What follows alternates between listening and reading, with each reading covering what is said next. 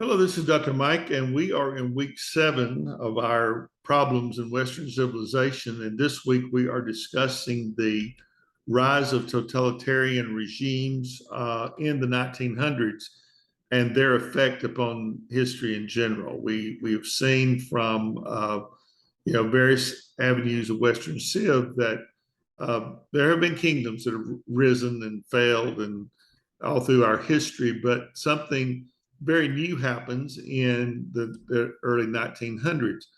Those were years of some great ideologies being promoted, mainly starting with Karl Marx and Friedrich Engels in the 1800s, who came up with the idea of communism.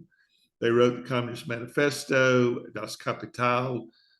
Interestingly enough, they were both sitting in free countries when they're writing about this stuff. So I think that has a very interesting take to it, to realize that they're writing about taking away people's freedoms and rights and enforcing them into a type of societal slavery to the state, and removing rights. They did not like capitalism and thought that it abused the people. But the reality was that communism probably abused people more than capitalism did.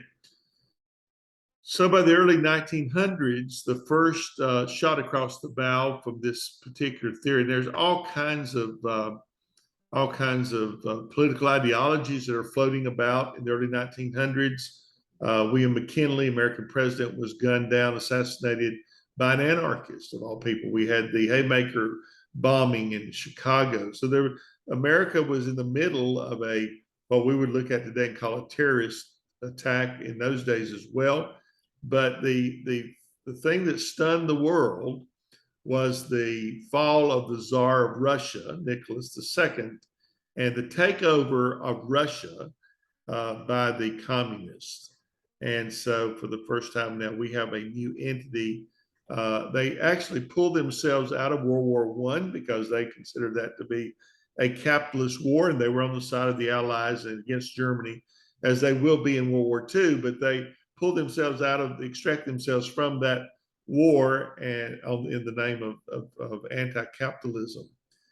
As we move forward, of course, we get a worldwide depression in 1930, and then we get Hitler's move to start World War II in the late 30s with the annexation of old territories that had somehow, at the Treaty of Versailles for World War I, they had just haphazardly drew these lines and divided countries up without giving any thought to who was behind those lines.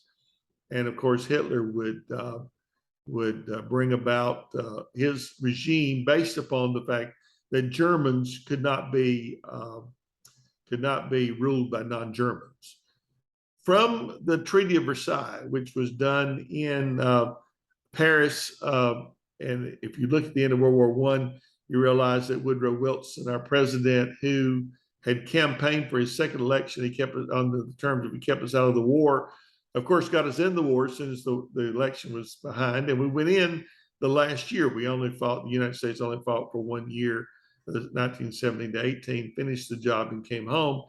Wilson goes to the Treaty of Versailles with his 14 points to ensure democracy in his hand, walks right into a buzzsaw, because he didn't realize that the Europeans had made all these secret deals, particularly with Italy. The British had promised them extra land if they would change sides, which they did. And when they did not get any concessions for that, then they went back home angry. And of course, Benito Mussolini began the first fascist government, the Black Shirts, which is going to feed Adolf Hitler's insecurities.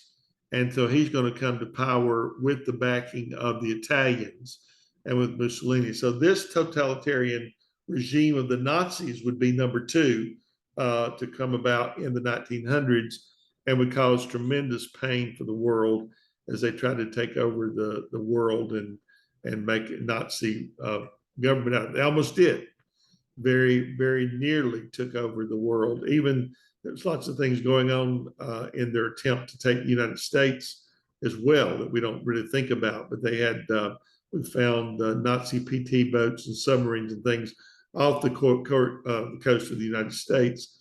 And of course, they depend on Japan to be their helper and Japan to occupy us while they were taking Europe. And of course, you know how that ended up with Pearl Harbor and the like. So basically, the Nazi belief system ideology was a socialist movement. It was not communistic, it was socialistic. And then when they were defeated, and then you had the empire in Japan, which operated around the worship of the Emperor Hirohito. And of course, they attacked the United States with Pearl Harbor, did a lot of damage in the Orient and in the Pacific areas. And were it not for, just a stroke of fate, for instance, we look at that as a historian, that if the Japanese had invaded the West Coast, most people would have believed that they would have been at the Mississippi River before we could have stopped them, because we didn't have infrastructure in the other half of the country. It was still very near to being like the Wild West. Not a lot of people living there. They don't actually start migrating to California and San Diego, all those places, until after the war, when we start putting infrastructure there as a barrier against invasion. And of course, we put military bases at San Diego and all up the coast. And so people began to migrate there to live because it was a nice place to live, great weather. And of course, all the military guys going there, many of them retired and never went back to their home base. So that would have prevented the Japanese from, they could have invaded us just as easy as they attacked Pearl Harbor. One of the Japanese generals after Pearl Harbor says, "I'm afraid that all we have accomplished is to awake a sleeping giant." And that's exactly what they did. They unleashed hell upon them from the Americans, and of course we destroyed them eventually with the 2 atomic bombs. So basically, the World War II ends. Japan defeated, Germany defeated, and leaving 2 world powers, democracy in the United States and the communist under Russia. Russia was still Russia only.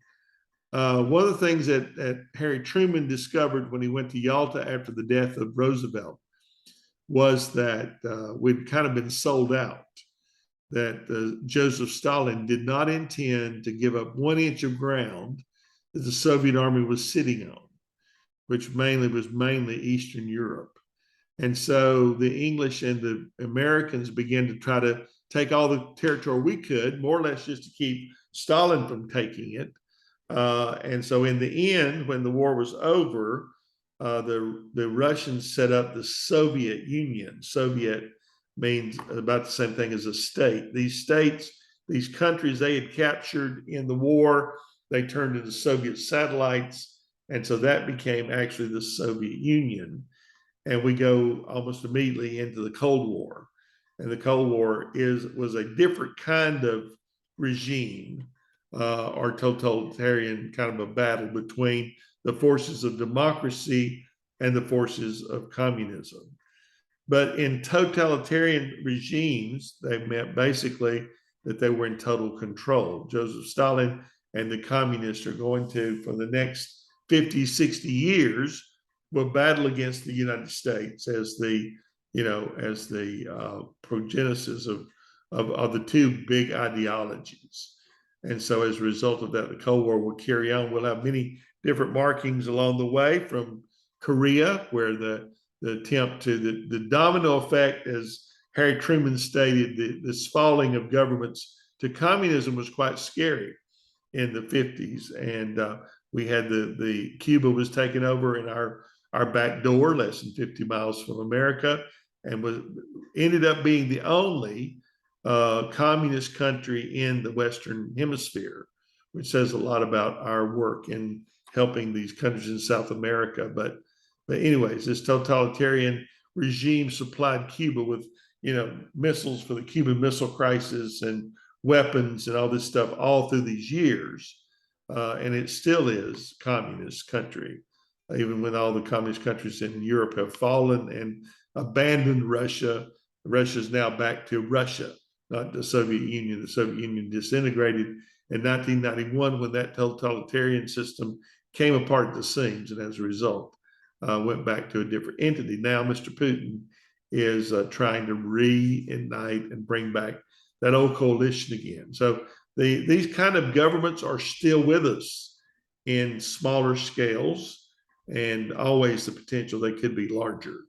So as you read your materials this week, pay careful attention to this problem that we have in the world that's still very much a part of the problem. And so I would be more than happy to address any questions or any comments that you have about your reading this week, about your studies, and I look forward to hearing from you. Thank you.